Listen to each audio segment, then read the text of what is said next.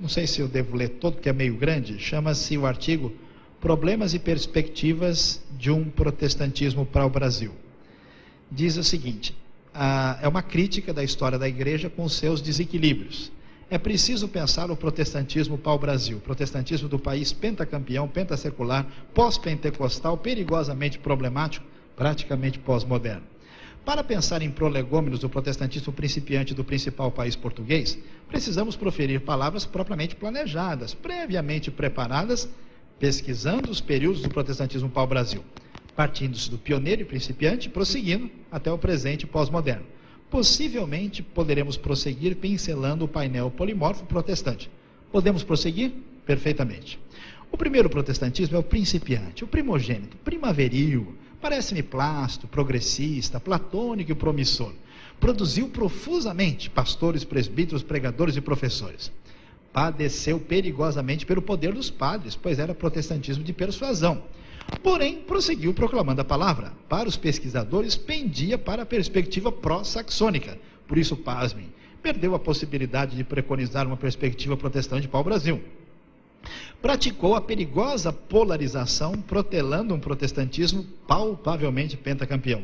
Um protestantismo perfeitamente para o Brasil, podemos permanecer perplexos. Pouco passou para o protestantismo preguiçoso projetar-se. Perfeito protetor do passado, o protestantismo preguiçoso priorizou a preservação do pretérito. Progressista e paleozoico, pôs em prisão a profecia, pôs-se a prosseguir paulatinamente pelo pavimento pachorrento da postergação. Podemos praticar posteriormente, pensava, para que pressa? Pianissimamente premiou os prelúdios e os pós-lúdios, preconizou as prerrogativas de uma prepotência possivelmente putrefata. Pouco pôde prevalecer, pois permitiu a pluralização parcimoniosa do protestantismo principiante. Era pouco popular, porém, pertencia ao pequeno povo. Ponderado, premeditado, predeterminado, parou. Praticamente parou. Parou por quê? Petrificou. Petrificou para propalar o paternalismo, preservando o personalismo profundamente presente no povo pau-brasil. Pareceu-me parcialmente paranoico, permeado pelo pavor de prosseguir, pavor de permutar, pavor de prejudicar o passado. Puxa, o protestantismo posterior ao protestantismo pró-Pentecostes, pois os preteristas em polvorosa, passou a possuir o perfil do protestantismo propagador. Pareceu prejudicar os plácidos e praticar a preteritoclastia. Passou a pender para uma perspectiva possivelmente para o Brasil, porém, perseguiu o prazer e profetizou a proibição. Prosseguiu proclamando o protestantismo de parousia. Passou a pregar pomposamente, porém, passou a possuir a preferência dos pobres. Pôde pregar e profetizar propriamente para os pobres, os paupérrimos, os piores pervertidos e os pretos, preteridos pelos poderosos perversos. Precipitadamente preferiu o profeta e preteriu perigosamente o professor. Possivelmente, por isso, passou a pulverizar. Pulverizou em partículas pequeninas, precipitando-se num perfil pavorosamente perturbador.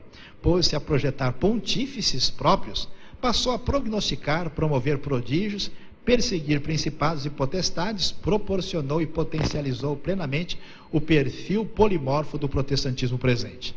Paralelamente, projetou-se o protestantismo possivelmente pró-proletariado. Propulsionado por perspectivas políticas, pendeu para um posicionamento predominante em parte do planeta que preconizava a polarização proletariado-poderoso. Posicionamento que pulula. Pareceu-me prioritariamente político. Passou a preterir o púlpito e permutou pelo palanque. O pastor pregador preferiu passar-se por político prometedor.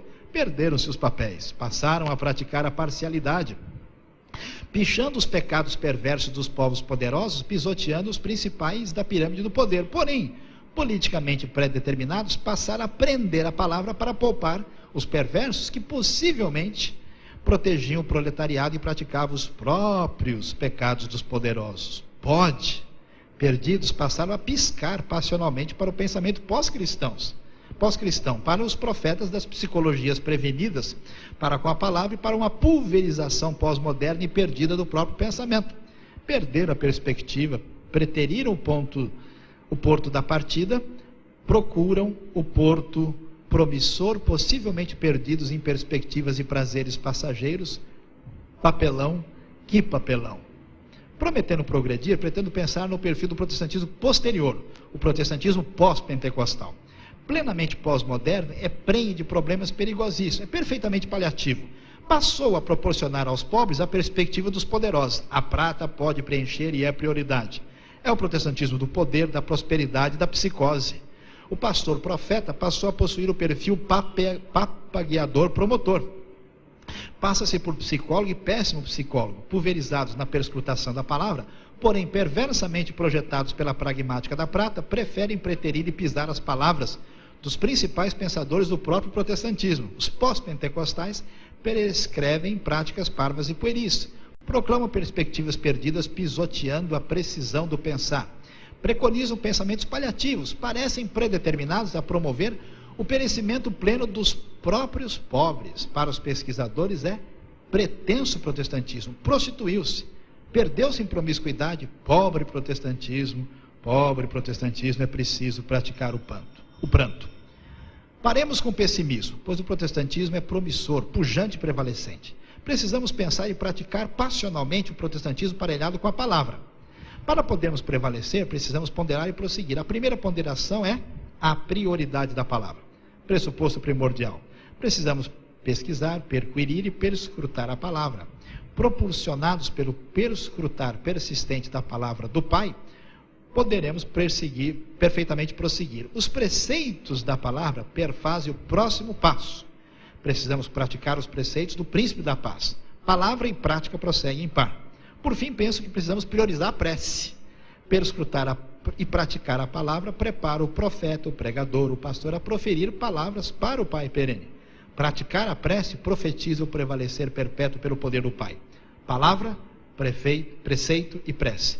Perfil perpétuo para o povo do Pai perene e do Príncipe da Paz. Para sempre permanece a palavra. Salmos 119, 89, Luiz Saião, pastor, professor e preletor, para terminar. Obrigado, Deus abençoe vocês aí. Dá para a gente, ter uma ideia aí dessa avaliação histórica aí do assunto.